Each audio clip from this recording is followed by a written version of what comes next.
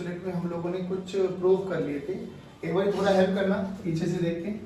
Are N का हमने देखा था 0.53 angstrom N square by Z. B N का फॉर्मूला क्या देखा था? C by 137 Z by N, है ना, और ये मीटर पर सेकेंड। चलिए, और अभी हम लोग आगे बात कर रहे थे। कल हमने एक देखा था कि टोटल एनर्जी जो होती है वो नेगेटिव और काइनेटिक एनर्जी होती है और पोटेंशियल एनर्जी का हाफ होती है। एक NH/2π भी था। क्या बचे? NH/2π। वो तो एंगुलर मोमेंटम था कि आपके जो इलेक्ट्रॉन्स पाए जाएंगे वो एक स्टेबल ऑर्बिट में पाए जाएंगे जिसका angular momentum given by NH/2π। ठीक है, अच्छा चलो एक मिनट जल्दी देखो। रेडियस का फॉर्मूला बोलो क्या था?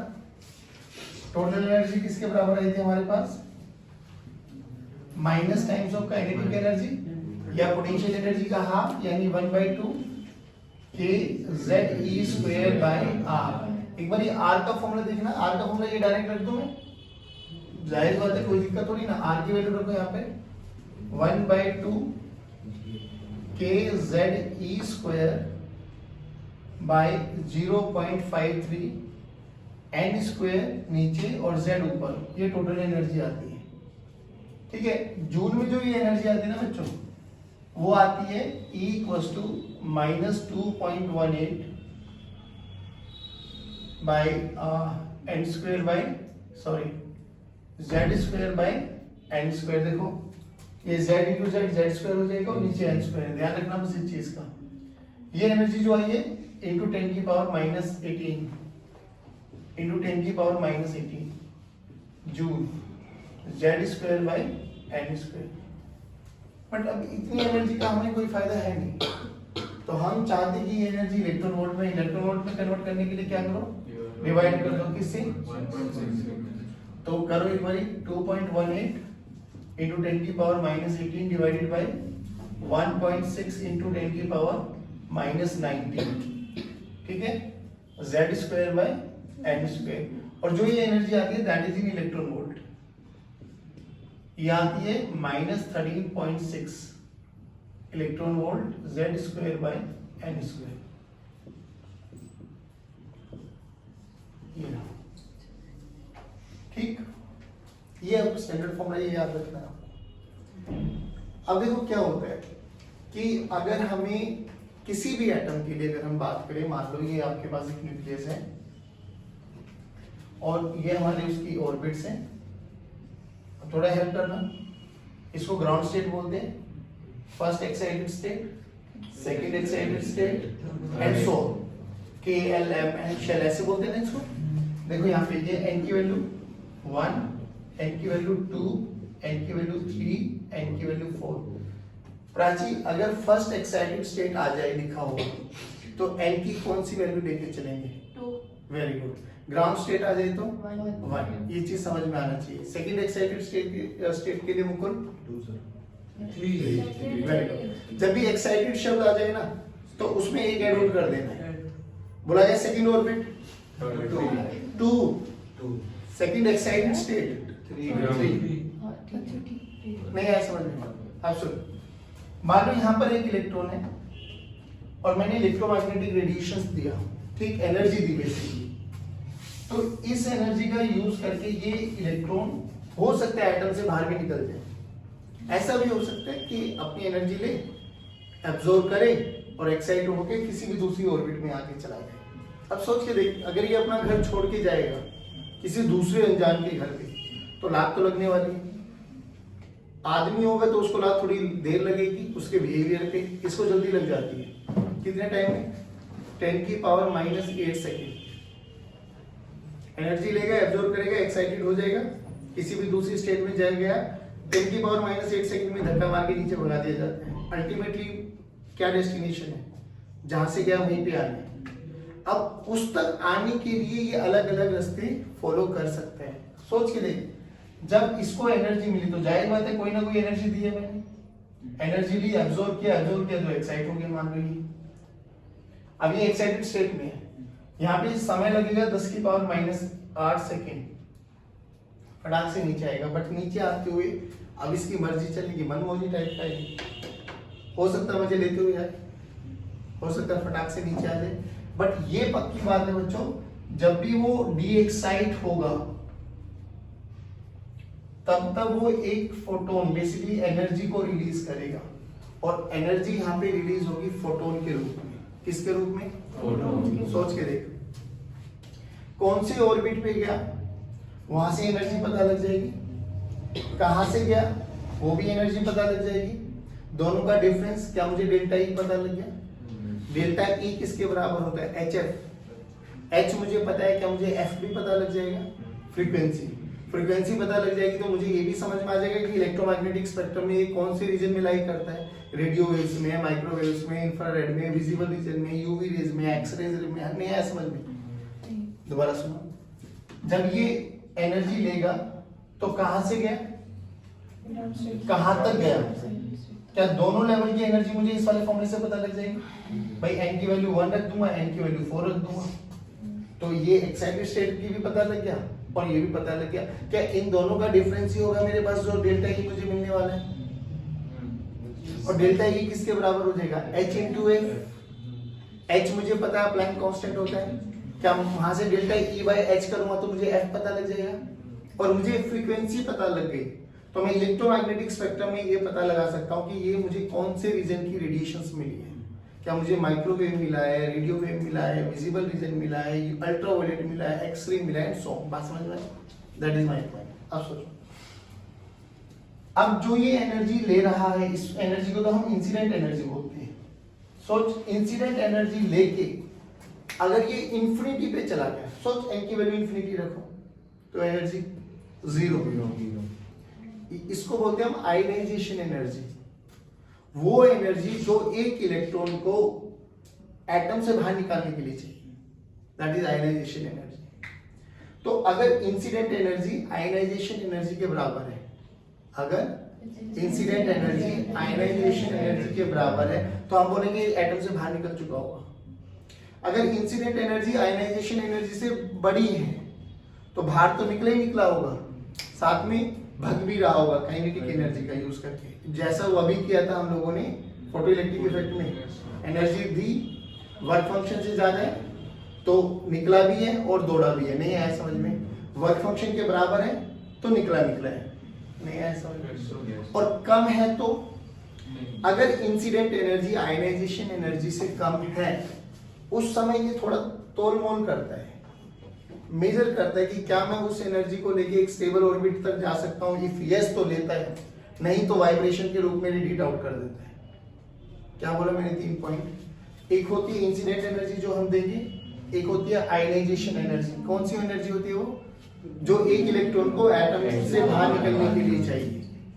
अब मेरा खेल इंसिडेंट और आयनाइजेशन एनर्जी के बीच में है। अगर इंसिडेंट एनर्जी आयनाइजेशन एनर्जी से ज्यादा है तो फिर तो ये फारिग हो जाएगा और भगेगा भी, दोनों बराबर आके इंसिडेंट और आयनाइजेशन, तो जस्ट बाहर निकल के बैठ जाएगा। और कम होगा उस केस में ये बड़ा तालमेल करता है कि भाई क्या मेरे पास इतनी सफिशिएंट एनर्जी है कि मैं यहाँ पे जा सकता हूँ, यहाँ पे जा सकता हूँ, यहाँ पे जा सकता हूँ। इफ यस तो एनर्जी को एब्जॉर्ब करके उड़ जाएगा, नहीं तो वाइब्रेट करके वही रेडिएट आउट कर देगा। बात समझ में आ गई? ऐसे नहीं कि कहीं पर भी हवा में लटकता रह जाएगा इलेक्ट्रॉन। बात समझ में आ रही? चलिए अब सुनो, तो जब हम बात कर रहे थे कि जब ये वापसी रेडिएट मतलब वापसी डीएक्साइट होता है तो एक तो तरीका ये है डीएक्साइट होने का, चला डायरेक्ट अपने ग्राउंड स्टेट पे आ गया। एक ऐसे भी तो हो सकता है भाई यहाँ से यहाँ पर आए फिर यहाँ से डायरेक्ट आ जाए, तो यहाँ से आए तो कितने फोटॉन्स निकले? 1 2, ठीक। और बताओ तरीके, ऐसे भी तो हो सकते हैं यहाँ से यहाँ आए फिर यहाँ से यहाँ आए फिर यहाँ से आए, अब कितने फोटॉन्स निकले? 3। नहीं आया बच्चों? चलो और बताओ, और भी तरीका है? बिल्कुल है, डायरेक्ट यहाँ से यहाँ आ सकता है, देन यहाँ से यहाँ। तो बताओ कितने फोटॉन्स निकाले? ऐड करो ना सबको, 1 2 3 4 5 6 7 8। देखिए ध्यान से देखो, ये और ये एक ही फोटोन काउंट करेगा तो कितने बच गए? 7। इधर देख, ये वाले और इस वाले को 6। ऐसे बहुत सारे पूछे जाते हैं कि एक इलेक्ट्रॉन को हम लोगों ने एनर्जी दी, वो एक्साइट होकर थर्ड एक्साइटेड स्टेट में चला गया, फोर्थ में चला गया, फिफ्थ में चला गया। बताओ कितने नंबर ऑफ फोटॉन्स रिलीज किए। या तो यही बनाओ, फिर सारे पॉसिबल वेज आउट बना लो, जो सा कॉमन है उसको इग्नोर करते चले जाओ। या फिर एक फॉर्मूला है कि how to calculate number of photons, वो सुन लो। नंबर ऑफ फोटॉन्स कैलकुलेट करने के लिए हमें क्या करना है बच्चों,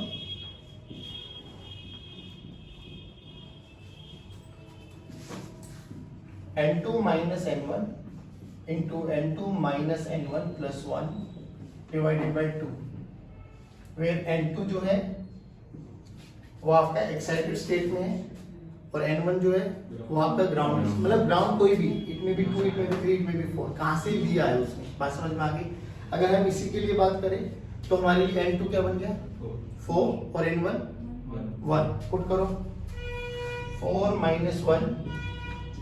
minus 1 plus 1 by 2, देखो 6, डन। कई बार किताबों में ये फॉर्मूला देखने को भी मिलेगा आपको कि ग्राउंड स्टेट के लिए क्या n1 की वैल्यू हमेशा बनी रहेगी। हाँ, अरे ग्राउंड स्टेट में कोई सी भी हो सकती है, टू। अरे बाबू मैंने मेरी बात तो सुन मेरे लाल, मैंने क्या बोला, क्या ग्राउंड स्टेट के लिए n1 की वैल्यू हमेशा बन रहेगी। अबे ग्राउंड तो एक ही है बे, हाँ तो उसके लिए तो n1 हमेशा बनी रहेगा ना। तो यहाँ पे फॉर्मूला ये भी बन सकता है n into n minus 1 by 2, देखो ना, माइनस 1 प्लस 1 खत्म, तो यहाँ पे n बचा n माइनस 1 बाई 2, तो n into n minus 1 by 2 ground state के लिए एप्लीकेबल है। बट मैं तो कहता हूँ ये वाले फॉर्मूले के साथ जाओ, सभी स्टेट्स के लिए एप्लीकेबल है। कहाँ से गया, कहाँ तक गया, n टू n1, याद रखो, you will get the answer. नहीं आया समझ में, पक्की बात। आप सुनो, अब इसमें थोड़ा और अगर हम एनालाइज करें, ध्यान से देखो,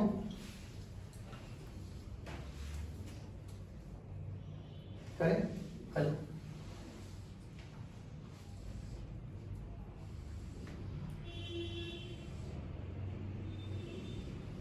देखो ये जो फॉर्मूला है एनर्जी का, this is applicable for hydrogen या हाइड्रोजन लाइक एटम। हाइड्रोजन के लिए Z की वैल्यू 1 हो जाएगी, हाइड्रोजन लाइक एटम के लिए 1 2 3 कुछ भी हो सकता है, जैसे हीलियम लिथियम है ना।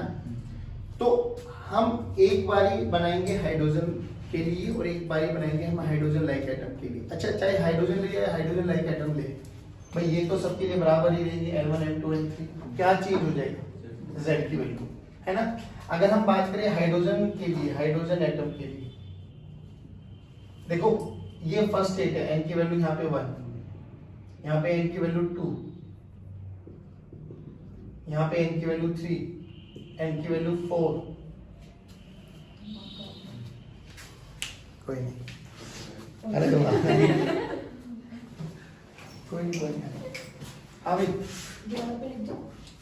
तो सुनो ना, N की वैल्यू 4, N की वैल्यू 5, N की वैल्यू 6। एक चीज आप देख भी रहे हो और ये अभी समझ में भी आ जाएगा लॉजिकली, जैसे जैसे हम N1 से इंफिनिटी की तरफ बढ़ रहे हैं, जो इनके बीच का एनर्जी गैप है ना, वो रिड्यूस होता जा रहा है। किन्हीं भी दो लेयर्स के बीच का देखो, कम होता जा रहा है। और जैसे जो ऊपर जाएंगे, ये बिल्कुल हमें पता भी, we can not differentiate even कि इनमें कितना गैप है। अब खुद सोच के देख, हाइड्रोजन के लिए Z की वैल्यू 1 है, तो फर्स्ट ऑर्बिट के लिए एनर्जी कितनी आई, -13.6। 2 के लिए 4 से डिवाइड कर देंगे तो यहाँ पर आती है -3.4, इलेक्ट्रॉन वोल्ट में चल गए सारे। 3 पुट कर देंगे तो 9 से डिवाइड करेंगे, 9 से डिवाइड करेंगे तो ये काम आती है 1.51, देन 0.85 एंड सो। ठीक, तो हमें ये समझ में आ रहा है कि जैसे जैसे हम ऊपर की तरफ बढ़ते जा रहे हैं, किन्हीं भी दो स्टेट्स के बीच में एनर्जी गैप कम होता जा रहा है। सबसे ज्यादा किस में है, नहीं इंफिनिटी, -13, इंफिनिटी में कितनी हो जाएगी, 0। तो सबसे बड़ा एनर्जी गैप किसके बीच में, किसी भी, मतलब 1 से लेके इंफिनिटी, 2 से लेके इंफिनिटी, 3 से लेके इंफिनिटी। नहीं आया समझ में, सबसे कम गैप किस किस के बीच में। हाँ, एक कैलकुलेटर निकालो, अभी आई विल एक्सप्लेन। इंफिनिटी -1, हाँ, 13.6 minus 3.4, 10.2, 13.6 minus 1.51, 13.6 minus 1.51, 12.009, 13.6 minus 0.85। 12.75. Very good. अब इधर देखो, और अगर इसको इंफिनिटी पे जाना है तो 13.6, और इंफिनिटी पे हम क्या मान के चलेंगे? एनर्जी 0। देख सोच, ये मैं बात कर रहा हूँ ग्राउंड स्टेट के लिए। ऐसे फर्स्ट एक्साइटेड स्टेट के लिए भी एनर्जी लेवल आ जाएंगे अपने आप ही, पर तुम्हें थोड़ा आइडिया लग गया। 13.6, 12.75, 12.09, 10.2। अगर हम बात करें कि किस केस में एनर्जी कम है, तो पहले से लेके दूसरे तक जाने के लिए, यानी कॉन्जिक्यूटिव स्टेट्स में जाने के लिए 1 से 2 एनर्जी सबसे कम। सिमिलरली ऐसे 2 से 3 जाने में भी एनर्जी कम से कम चाहिए होगी, नहीं है? 1 से इंफिनिटी जाने के लिए एनर्जी देख 13.6 सबसे ज्यादा एनर्जी। इस माइनस 13.6 को ऐसे भी बोला जाता है कि this is binding energy. Binding energy का मतलब समझ रहा है कि इसने लोन लिया हुआ है इससे, ये जब तक नहीं फारिग करने देगा जब तक ये लोन पूरा नहीं उतार दे। मान लो कोई तुम्हारे 10 लाख रुपए लेके चला गया है, और वो तुम्हें टाइम पे टाइम दे रहा है कि भाई दे दूंगा दे दूंगा दे दूंगा। एक दिन तुम्हें गुस्से में आए, उसको बांध के बिठा लिया घर में, कह रहा भाई अब तो जब तक पैसे नहीं देगा जब तक तो छोड़ूंगा नहीं। और 10 लाख रुपए दिए, तूने उसको रिलीज कर दिया, तो वही बाइंडिंग एनर्जी है बेसिकली। तो ये 13.6 जब तक इसको नहीं मिलेगी जब तक वो रहेगा किसी में, हाँ वो किसी भी दूसरी स्टेट्स में घूमता रहता है, N1 N2 N3 N4 and so on. बात समझ में आ रही? तो ये ध्यान रखना बस कि जब भी सबसे ज्यादा होती है एनर्जी 1 से इंफिनिटी, 2 से इंफिनिटी, 3 से इंफिनिटी, अलग अलग स्टेट्स के लिए अलग अलग एनर्जी, और मिनिमम 1 से 2, 2 से 3, देख उसके बाद तो एनर्जी बढ़ती चली जाएगी। बात समझ में?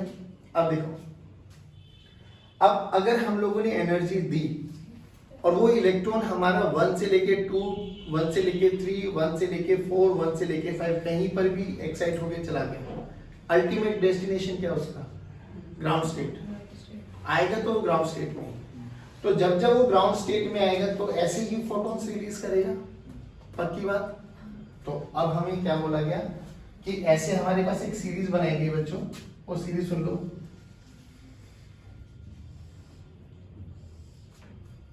ये n की वैल्यू 1, 2, 3, 4 एंड 5। सोच, इलेक्ट्रॉन डीएक्साइट हो रहे हैं 2 से 1, 3 से 1 एंड सो ऑन, और अप टू ऐसे इंफिनिटी से 1। ये जो सीरीज हमें मिली ना, इस सीरीज का नाम बोला गया लाइमन सीरीज। याद करने का तरीका ऐसे याद करो, लो बीपी बीपी,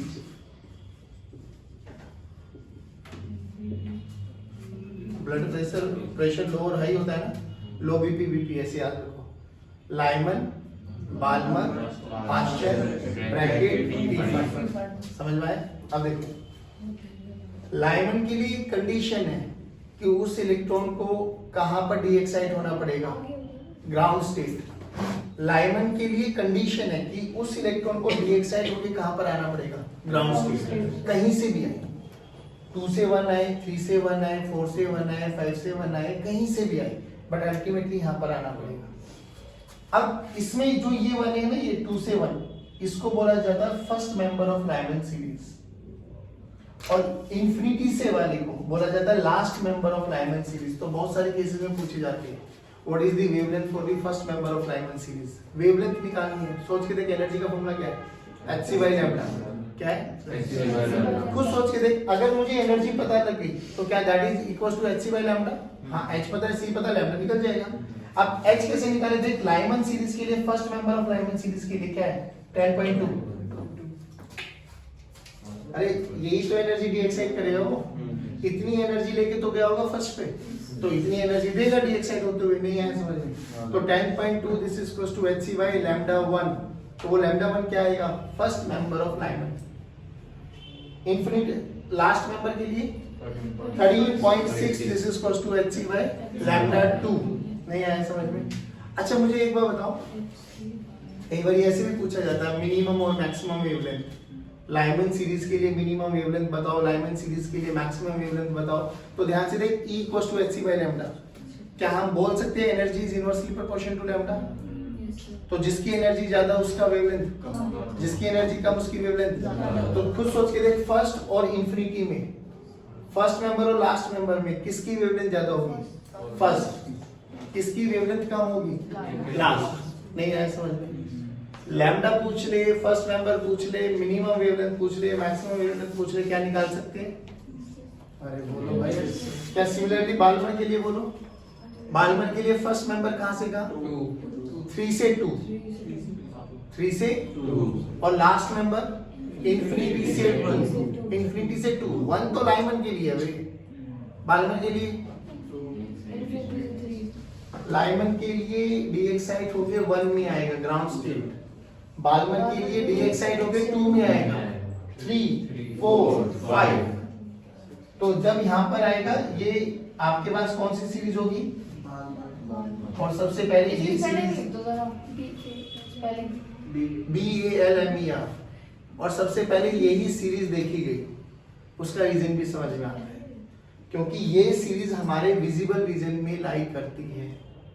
तो जो हमें दिखाई देगा हम सबसे पहले उसको आइडेंटिफाई करेंगे। ये अल्ट्रा वायलेट रीजन में, ये विजिबल रीजन में, इसके बाद की जितनी भी है सब इंफ्रारेड। नहीं आया समझ में? पार्शियल के लिए बोलो कहां से कहा? 4 से 3, 5 से 3, इंफिनिटी से 3, ब्रैकेट 5 से 4, 6 से 4, 7 से 4, इंफिनिटी से 4। First member, maximum wavelength, last member, minimum wavelength सब निकाल सकते हैं। बोलो भाई पक्की बात। चलिए आज की कक्षा को यहीं समाप्त करते जाएं।